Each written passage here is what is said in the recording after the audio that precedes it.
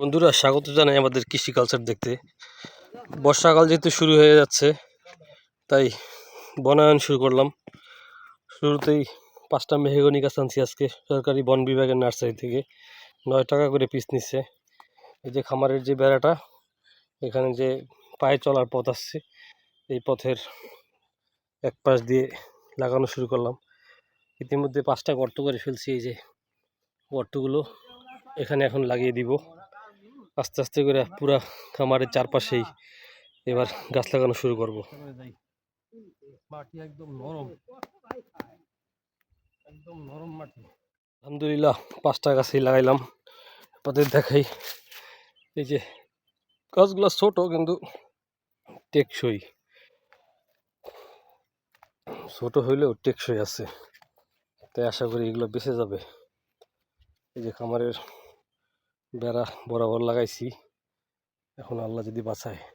যেহেতু মাটি নরম, ভেজা আবার, তাই গোড়ায় ঘাস দিয়ে দেবো যাতে বৃষ্টি হইলেও মাটি ধুয়ে না যায়। গাছ লাগানোর পর প্রত্যেকটা গাছের গোড়ায় ঘাস দিয়ে দিছি, যাতে অতিবৃষ্টি হলেও গাছের গোড়া থেকে মাটি ধুয়ে না যায়।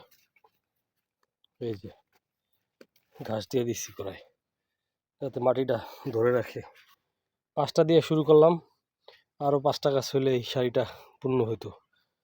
এভাবে করে এই পুরো খামারটাতে এই বর্ষার মধ্যে ইনশাল্লাহ গাছ দিয়ে ভরে ফেলবো।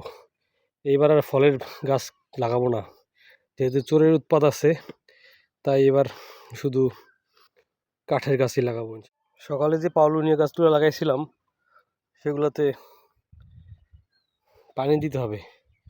পানি না দিলে বাঁচানো কঠিন। কিছু মরিচ গাছও লাগাইছিলাম, সেগুলোতেও পানি দিতে হবে, নাহলে এইসব গাছগাছালি বাঁচানো কঠিন হয়ে যাবে।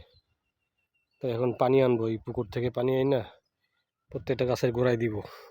ইতিমধ্যে পাউলুনিয়া গাছগুলো ঢলে গেছে, আশা করি একবার বৃষ্টি হলেই টিকে যাবে।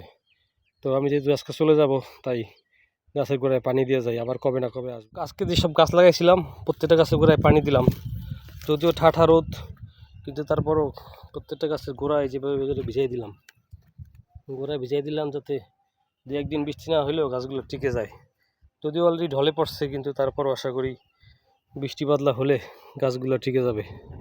15 দিন পর গতকালকে আসছিলাম, আর আজকেই চলে যাওয়ার সময় হয়েছে।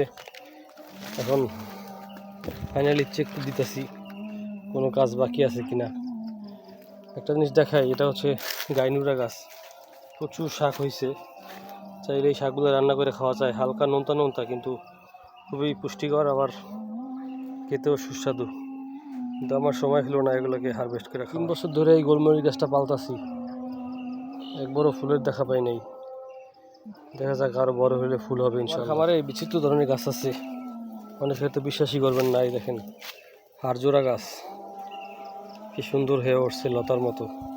এটাও নাকি খাওয়া যায়, কিন্তু গলা চুলকায়, তাই আমি কখনো খাওয়ার চেষ্টা করে দেখি নাই।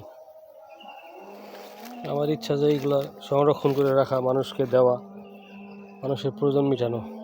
তো যাই হোক, 2 দিন ধরে খামারে মোটামুটি অনেক সময় দিচ্ছি, এখন চলে যাওয়ার সময় হয়েছে। আবার আসলে ইনশাল্লাহ আপনাদেরকে দেখাবো। ভালো থাকেন, আসসালামু আলাইকুম।